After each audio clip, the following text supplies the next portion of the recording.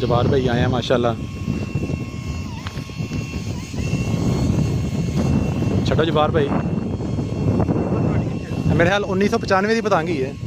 हाँ जी flight Ford है बस सिर्फ। हाँ जी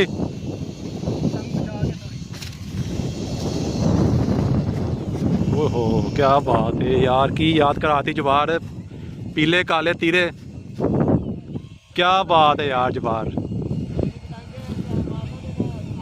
की याद करवाते यार जवार।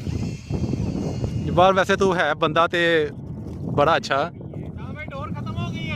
ते पतंग भी उस तो अच्छी है, बहुत आला जवार भाई। ओए होए होए जवार भाई दी डोर, जवार साहब ऐ तो छुपे रुस्तम निकले तुसी। चलो चलो ला ला ला ला कन्नी वेला लगदी ते ओए हो